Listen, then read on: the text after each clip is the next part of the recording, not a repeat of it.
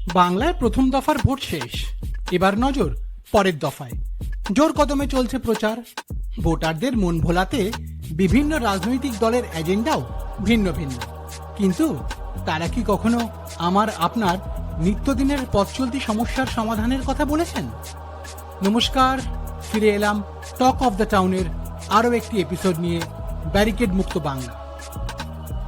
এখন বহু মানুষ আছেন যারা কাছে বা দূরে যেখানেই ট্রাভেল করুন না কেন নিজের গাড়িতে বা বাইকে যেতেই ভালোবাসেন। তার সুবিধাও যেমন অনেক, বিপদ তার চেয়েও বেশি।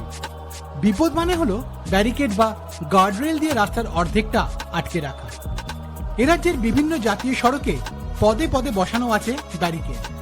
কেন পরে বলছি, তার আগে বলি, বেশ কয়েকজন জনপ্রিয় সাংবাদিক থেকে শুরু করে শিল্প বিশ্লেষক তো বহুবার বলেছেন যে ব্যারিকেড সংস্কৃতির জন্য থমকে বাংলার উন্নয়নের গতি। উন্নয়নের গতি থমকে কিনা সেই তর্কে না গিয়ে বরং এটা নিঃসন্দেহে বলা চলে যে এই ব্যারিকেড সংস্কৃতির জন্য বিভিন্ন জাতীয় ও রাজ্য সড়কে যানবাহনের গতি কিন্তু থমকে। তার সঙ্গে আছে যেখানে সেখানে রাখা স্পিড ক্যামেরা, যা আপনার আনন্দের যাত্রাটিকে মাটি করে দেয়।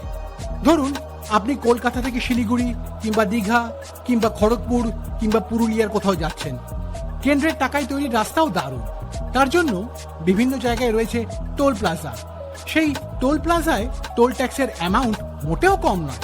তা আপনি ভাবছেন দুর্দান্ত রাস্তায় যাব, একটু তাড়াতাড়িও হবে, তার জন্য না হয় ট্যাক্স দেব। অথচ আপনি গাড়ি চালাতে চালাতে দেখবেন যে যখন তখন আপনার মোবাইলে মেসেজ এলো যে পারমিসেবল স্পিড লিমিট ক্রস করায় আপনার 1000 বা তার থেকেও বেশি টাকা জরিমানা করা হয়েছে। কিংবা কোথাও ঝোপের মধ্যে স্পিড গান নিয়ে লুকিয়ে আছে সিভিক ভলেন্টিয়ার, আচমকাই আপনাকে থামতে বলল। তারপর এক পুলিশ কর্মী এসে বললেন যে আপনি মাত্রাতিরিক্ত স্পিডে গাড়ি চালাচ্ছেন, তাই ফাইন দিতে হবে। অথচ সেই সময় হয়তো আপনার গাড়ির গতি ছিল ঘন্টায় 80 কিলোমিটার।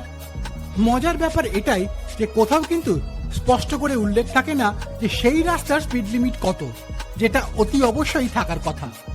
এগুলো আরো বেড়ে যায় পুজোর সময়।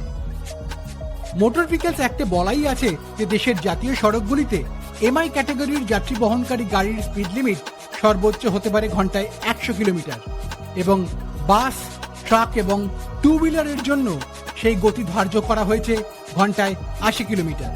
ক্ষেত্র বিশেষে এবং জনবহুল এলাকার ক্ষেত্রে সেটা একটু কমতে পারে। তবে বাংলার বুক চিরে চলা যে সমস্ত জাতীয় সড়ক আছে সেখানে এসব নিয়ম খাটে না, কারণ রাস্তাই হলো যে ইজি সোর্স অফ মানি। তাই অভিযোগ যে রাজকোষে টান পড়লেই পথে নামে পুলিশ, যেখানে সেখানে ব্যারিকেড বসিয়ে চেকিং এর নামে তোলা আদায় করা হয়। এটা আমি বলছি না, ভুক্তভোগীরাই লিখছেন সমাজ মাধ্যমে। কল্যাণী বা বেলঘড়িয়া এক্সপ্রেসওয়ে তো যেন সোনার খনি, যেদিন যেমন ইচ্ছে সেরকম হয় স্পিড লিমিট। আপনি জানতেই পারবেন না, না থাকে কোনো হোর্ডিং, না থাকে কোনো সাইনবোর্ড, না থাকে কোনো প্রচার। আরে বাবা, এইগুলো থাকলে তো মানুষ সতর্ক হয়ে যাবে। এই তো গেল জাতীয় সড়কের ছবি। বিভিন্ন রাজ্য সড়ক তো আরো ভয়ঙ্কর। সেখানে আবার অধিকাংশ সময়ই এই কাজটা করে সিভিক ভলেন্টিয়াররা, যারা নিজেদের এক একজন আইপিএস অফিসার বলে মনে করে। অথচ তাদের যে সেই অধিকারটা নেই জেনেও তারা এসব করে। কারণ থাক সে কথা, আর কতই বা পুলিশের নিন্দে করব। আগে বাম আমলে কলকাতা পুলিশ, রাজ্য পুলিশ আর হোমগার্ডের মধ্যে পোশাকের একটা ফারাক থাকতো, সেটা বোঝাও যেত। তখনও হোমগার্ড দিয়ে যান নিয়ন্ত্রণ হতো, কিন্তু এভাবে হতো না। আর এখন সবাই সাদা পোশাকের পুলিশ। খুব ভালো করে না দেখলে বুঝতেই পারবেন না যে এরা হলো পাওয়ারলেস সিভিক ভলেন্টিয়ার। যেখানে সেখানে এরা বাইকের থেকে চাবি খুলে নেয়, গাড়ি থামিয়ে প্রশ্ন করে, এমনকি কাগজপত্রও দেখতে চায়, যার কোনোটাই আইনানুগ নয়।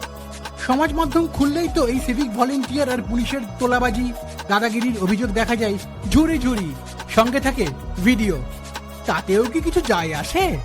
আর একটু মফস্বল অঞ্চলে বাঁশ ফেলে রাস্তা আটকে ট্যাক্সের নামে তোলা আদায়ের ভিডিওও আছে ভুরি ভুরি। তাই এটা আমার কথা নয়, সেই সব ভিডিওয় দেখা যাচ্ছে যে সামান্য পঞ্চায়েত কর্মী পরিচয় দিয়েই তোলা আদায় করা হচ্ছে। আর মানুষ বিরক্ত হয়ে প্রতিবাদের ঝড় তুলছেন সমাজ মাধ্যমে। সকলেরই অভিযোগ যে সরকারের টাকার দরকার হলেই পথে নামানো হয় পুলিশকে, কারণ আবগারি দপ্তরের পর এটাই এখন ইজি সোর্স অফ ইনকাম। অথচ জাতীয় সড়কে যে টোটো, সাইকেল ভ্যান, মোটর ভ্যানের মতো যান চলাচল যে নিষিদ্ধ, সেটা এখন আর মানা হয় না। দেখে মনে হয় গোটা রাস্তাটাই যেন ওদের। টোল ট্যাক্সের পরেও বাংলায় ঢুকলে যে ট্রাক চালকদের কত রকমের তোলা দিতে হয়, সেটা আজকাল ফেসবুক খুললেই দেখা যায়।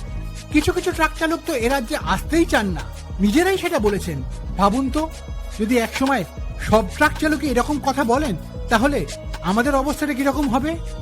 রাজ্য পুলিশের ট্রাফিকের দায়িত্ব সামলানো একাধিক প্রাক্তন পুলিশ কর্তাও দাবি করেন যে জাতীয় সড়কে ব্যারিকেড, টোটো, অটোই হলো দুর্ঘটনার অন্যতম কারণ।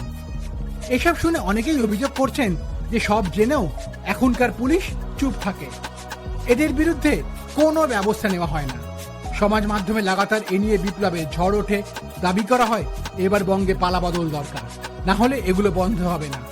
কিন্তু এতদিন ধরে যে প্রথম আর দ্বিতীয় দফার প্রচার হলো, তাতে ক্ষমতায় এলে দুর্নীতি, তোলাবাজি, বেকার মুক্ত বাংলার প্রতিশ্রুতি শুনলাম ক্ষমতায় ফিরলে আরো কত উন্নয়নের রাস্তা খুলে দেওয়ার প্রতিশ্রুতি।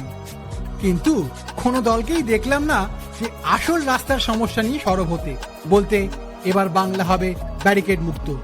আসলে সব দলই বুঝে গেছে যে এই রাস্তাও হলো একটা ভালো source of income.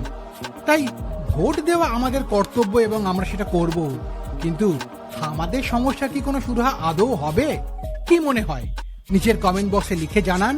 R talk of the টাউনের আরো এপিসোড শুনতে করুন লাইক, শেয়ার এন্ড সাবস্ক্রাইব নিম্বু পানি বাংলা।